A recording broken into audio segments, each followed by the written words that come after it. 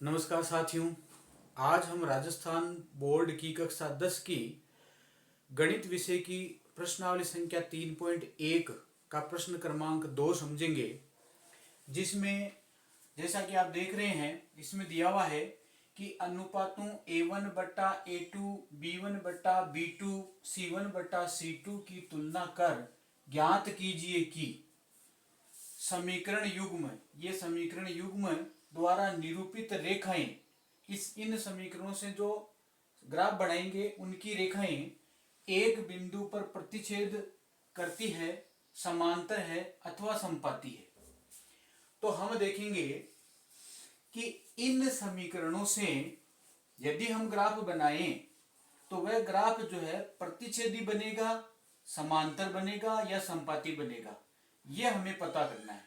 ध्यान रहे, ग्राफ बना करके नहीं, सीधा इसे हम पता करेंगे कि इससे बनने वाला ग्राफ किस प्रकार का होगा। तो इसके लिए हम देखें कि यहां पर कुछ फार्मूले हैं। जैसे अगर a1 बटा a2 बराबर नहीं होता b1 बटा b2 के, तो बनने वाला ग्राफ प्रतिच्छेदी बनेगा,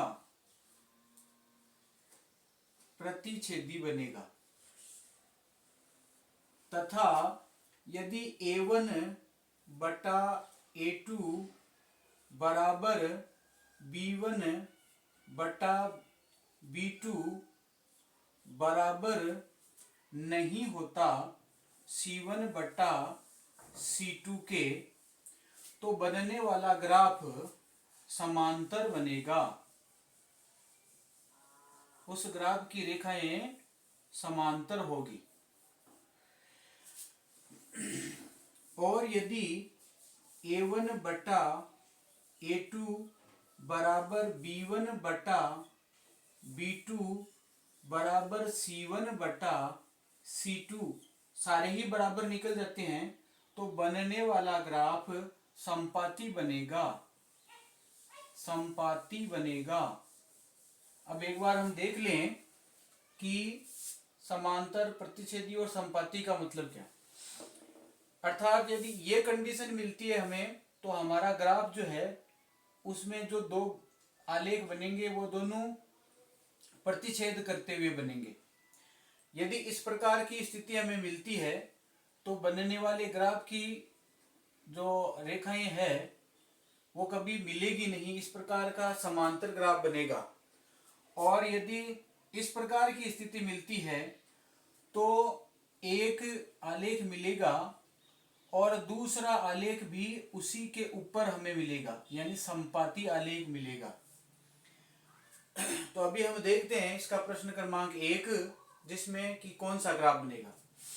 यहां हम देखेंगे कि ये जो मान है इस पहले समीकरण में x का जो गुणांक है इसको हम a मानेंगे, तथा इस दूसरे वाले समीकरण में जो x का गुणांक है इसको हम a2 मानेंगे, इसको a1 और इसको a2। इसी प्रकार ये जो 4 है इस 4 को हम b1 मानेंगे और इस 6 को हम b2 मानेंगे। यह आपका c1 हो जाएगा तथा ये c2 हो जाएगा। अब इन मानों को हम देखते हैं कि इनमें से कौन सी स्थिति में ये प्राप्त होते हैं। अभी हम a1 बटा a2 लिखेंगे तो हमें मिलेगा 5 बटा 7। यहां a1 का मान 5, a2 का मान 7, यानी 5 बटा 7। फिर b1 का मान माइनस का 4, b1 का मान माइनस का 4 और b2 का मान माइनस का 6 प्लस का 6। इसी प्रकार c1 का मान 8 और c2 का मान माइनस का 9। अब हम देखते हैं कि इसमें ये कौन सी कंडीशन में रहते हैं। यहां जैसे इसको हम अगर काटेंगे तो ये 2 के पावर से 2 बार और 2 के पावर से 3 बार, यानी यहां हमें प्राप्त हो रहा है 5 बट्टा 7 और यहाँ 2 बट्टा 3। तो ये बराबर नहीं है। अगर ये शुरुआत में ही बराबर नहीं आए तो हमें C1/C2 की आवश्यकता नहीं है। यहाँ हमने देखा कि 5/7 और -2/3 इसमें आ रहे हैं, इसलिए हमें मिला A1/A2 बराबर नहीं B1/B2 के। तो इसमें हमें ये पहली वाली कंडीशन मिली है, A1/A2 बराबर नहीं B1/B2 के। तो हमारा जो भी ग्राफ बनेगा वह ग्राफ प्रतिच्छेदी बनेगा, इससे बनने वाला ग्राफ है वो प्रतिच्छेदी बनेगा। तो रेखाएं प्रतिच्छेदी होगी, प्रतिच्छेदी होगी। अब ये तो पहला प्रश्न हुआ। अब इसका अगला प्रश्न देखते हैं, दूसरा, जिसमें दिया हुआ है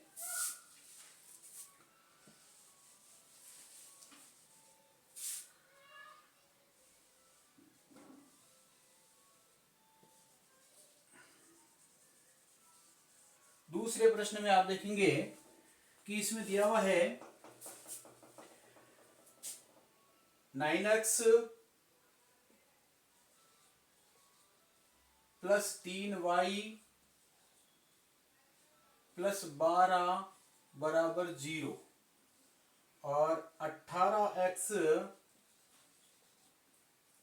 + 6y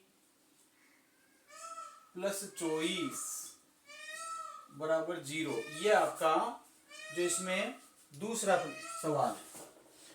इसमें हम देखेंगे कि A1 इसमें 9 है और A2 18 है, तो हम लिखेंगे A1/A2। और इसमें B1 3 है और B2 6 है, ये 3 है तथा ये 6 है। और C1 12 और C2 24, C1 12 है तथा C2 24 है।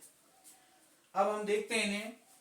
यहां देखिए 9 के पावड़े से ये कटेगा एक बार, 9 के पावड़े से कटेगा 2 बार, यानी 1/2। यहाँ 3 के पावड़े से एक बार, 3 के पावड़े से 2 बार, और ये 12 के पावड़े से एक बार, 12 के पावड़े से 2 बार। तो हमें यहाँ मिल रहा है 1/2 बराबर 1/2 बराबर 1/2। तीनों ही मान हमें बराबर मिल रहे हैं। तो जब ये बराबर मिल रहे हैं तो बराबर वाली स्थिति इस तीसरी स्थिति में है, जिसमें A1/A2 बराबर B1/B2 बराबर C1/C2। तो बनने वाला ग्राफ समपाती होगा। तो यहां हमें मिला A1/A2 बराबर B1/B2 और बराबर C1/C2। अतः समपाती रेखाएं होगी, समपाती रेखाएं होगी। यह आपका दूसरा प्रश्न कंप्लीट। अब हम देखते हैं इसका तीसरा प्रश्न। तीसरे प्रश्न में आप देखेंगे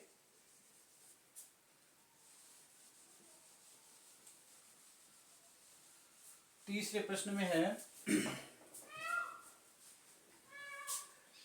6x - 3y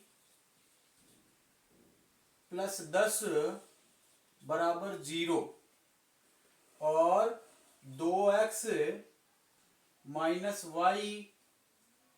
+ 9 बराबर 0। ये तीसरा इसका समीकरण है, तीसरा सवाल है। इसमें हम देखेंगे कि तीसरे प्रश्न में A1 6 है और A2 2 है, तो हम लिखेंगे 6/2। यहाँ B1 -3 और B2 -1, यहाँ कोई मान नहीं तो गुणांक 1 माना जाएगा। तो -3/-1 और C1/C2 10/9, 10/9। अब हम देखते हैं इसे। ये कटेगा 2 के पावड़े से एक बार, ये 2 के पावड़े से 3 बार। यहाँ कटेगा नहीं, ये माइनस माइनस प्लस है, तो यहाँ हमें मिला 3/1 और ये भी मिला 3/1, ये माइनस माइनस दोनों प्लस में हो गए, और यहां हमें मिला 10/9। ये तो दोनों बराबर है, लेकिन ये आगे वाला बराबर नहीं है। तो यहां हमें ये दूसरी कंडीशन मिलेगी, a1/a2 b1/b2 बराबर, किंतु c1/c2 इनके बराबर नहीं है। तो हमें जो मिलेगा a1/a2 बराबर b1/b2 बराबर नहीं है c1/c2 के। अतः बनने वाला ग्राफ जो है समांतर होगा। अतः समांतर रेखाएं होगी, समांतर रेखाएं होगी। यह आपका प्रश्न क्रमांक 2 इसमें कंप्लीट है। अब हम प्रश्न क्रमांक इसमें तीसरा समझेंगे।